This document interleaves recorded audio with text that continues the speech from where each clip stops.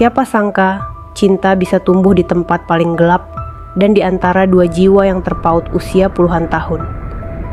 Ini adalah kisah nyata tentang Rena, gadis berusia 25 tahun yang hampir menyerah pada hidupnya. Sampai ia bertemu Pak Arman, seorang duda berusia 60 tahun. Bukan sekadar cinta, hubungan mereka adalah penyelamat dalam sunyi, luka, dan masa lalu yang kelam.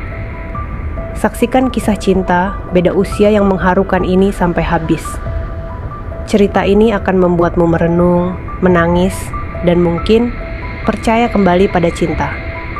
Tulis pendapatmu di kolom komentar, like jika kamu tersentuh. Subscribe Pensil Bahagia untuk kisah nyata menyentuh hati lainnya.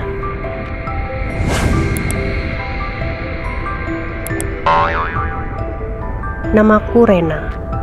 Saat aku menuliskan kisah ini, aku masih belum percaya semua yang terjadi dalam hidupku. Aku 25 tahun. Seharusnya di usiaku ini, aku sibuk mengejar mimpi. Tapi yang kulakukan saat itu justru menangisi hari demi hari yang terasa hampa, kelam, dan nyaris membuatku menyerah. Aku dibesarkan oleh seorang ibu tunggal. Ayah meninggalkan kami sejak aku kecil.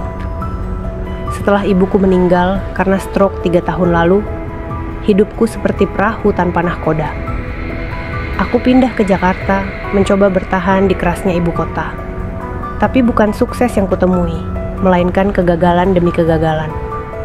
Di suatu malam, saat aku berjalan kaki sendirian usai ditolak kerja lagi, aku duduk di bangku taman, lalu menangis diam-diam.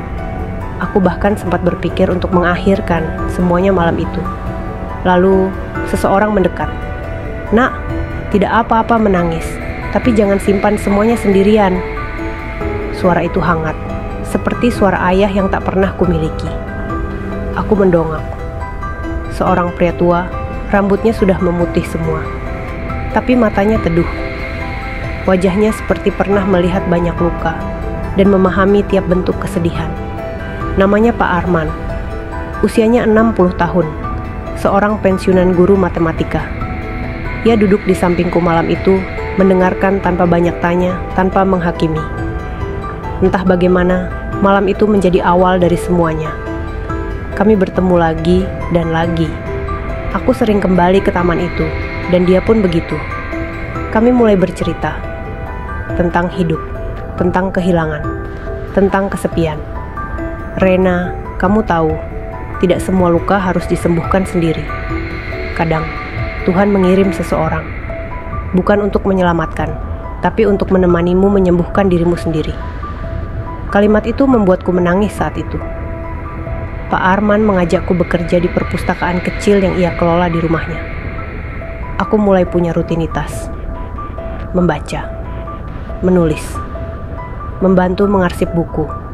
Pelan-pelan luka dalam diriku mulai pulih. Semakin sering bersama, aku mulai merasakan sesuatu yang berbeda. Perasaan yang awalnya kuanggap sebagai rasa hormat atau kagum, ternyata tumbuh menjadi cinta. Aku mencoba melawan perasaan itu. Aku 25, dia 60. Dunia akan menertawakanku, pikirku. Tapi hati tidak bisa dibohongi. Dan ternyata, dia juga merasakan hal yang sama. Aku merasa bersalah, Rena. Karena di usiaku ini, aku seharusnya tak berharap lagi. Tapi kamu datang seperti musim semi setelah musim dingin yang panjang. Kami memutuskan untuk jujur, menjalani hubungan kami perlahan, tanpa harus membuktikan apapun kepada dunia. Namun dunia tidak semudah itu menerima kami. Tetangganya mulai bergosip. Beberapa temanku menjauh.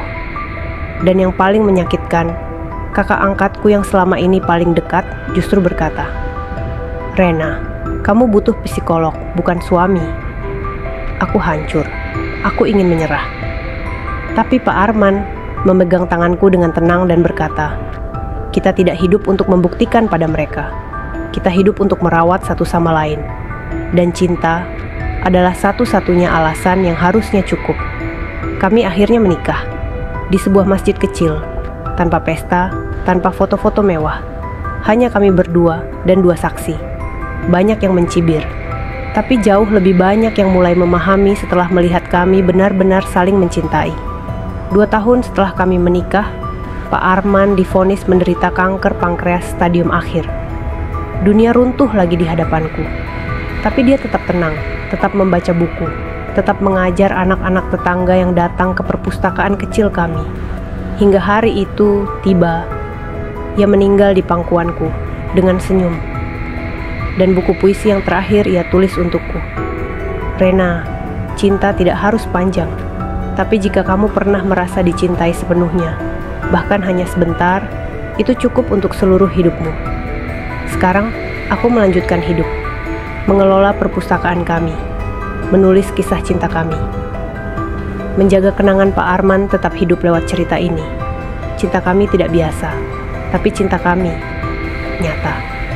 Dan jika kamu sedang merasa sendiri, ingatlah, kadang cinta datang di usia yang tak kau duga, dari hati yang paling tak kau sangka.